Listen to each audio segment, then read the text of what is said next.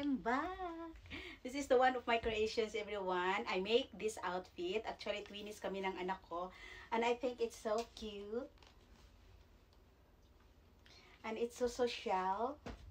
This is a jumpsuit. And then, mayroon siyang ano dito, everyone. Tali-tali bow. No, pwede nyo siyang i-adjust, pasikipan, paluwagan. So, this one, kasi yung ano ko kasi sabi niya, gawa daw ako ng damit dahil mag-finish daw kami. Sabi ko, of course, nak, dahil meron akong tela dito na paborito mo kasi she like black, she like natural color, like something very Japanese style color, like very simple color.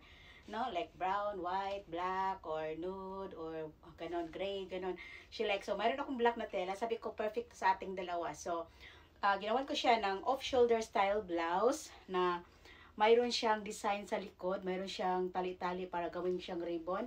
And then, this is her skirt. Dahil uso ngayon sa mga dalaga na mga ganitong skirt. Actually, I make her ganito. So, and then sa likod, ginagarter ko para adjustable. So, and then, garterize yung ano niya dito. So, sabi ko, sige, gawa ako ng ano natin, outfit natin. So, this is mine. So, I think it's so cute, everyone. Actually, mayroon tong sariling belt. But, I'm using my favorite belt kasi I think mas more cute tingnan. So, this is my twinnies outfit, mother and daughter outfit by Miss Red.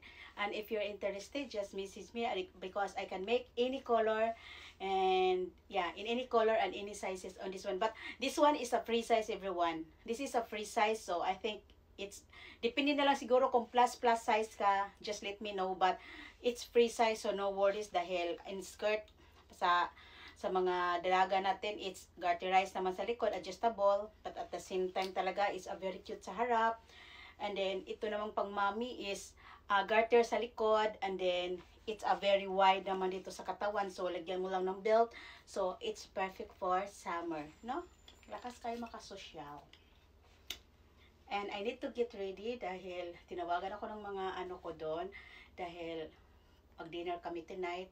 So, ibigay ko to sa kanya, but hindi pa namin to susuotin dahil mag-date kami. Because naisipan ko next week mag-date kami somewhere. So, wala lang. Maghanap kami ng mga sale-sale sa mall. Like, siguro punta kami Kushigaya or somewhere Shin Misato. So, we wear this outfit for... But you know, gusto ko tong suotin sa Saturday. Mag-date kami ni Daddy dahil mag-shopping kami. No? So, gusto ko tong suotin. Parang ito ang outfit ko this coming Saturday. But maulan daw. Sabi ni Daddy, may bagyo daw. Ewan ko kung anong mga plano natin this coming Saturday. So this is mother and daughter outfit. Interested, just message me. It's very affordable for a handmade design by Ate Miss Red and it's very original, everyone. Wala tayong kapareho, no? Pag tinatanong tayo, confident tayo, pinagawa ko to, be. O, diba? Social. O, diba? So, thank you so much and have a lovely day. Alam niyo, lagi ko tinitingnan yung araw. Grabe, sabi ko, napakainit talaga. Talagang, pag lumabas ka talaga, sabi ko, sus, pag lumabas ako ganitong oras, malilitsyon talaga ang ganda ko. So, talagang, stay at home muna ako. Lagi akong gabi na lumalabas. Talagang inaugali ko na talaga ang pagiging vampera. So, night lang talaga ako lumabas, everyone, dahil bihira lang talaga. Instead lang siguro kung meron akong dental sa umaga, yan, lumalabas ako, pero ako nagmamadali akong bumalik dito. So, thank you so much and have a lovely day. So, this is my jumpsuit style for mommies.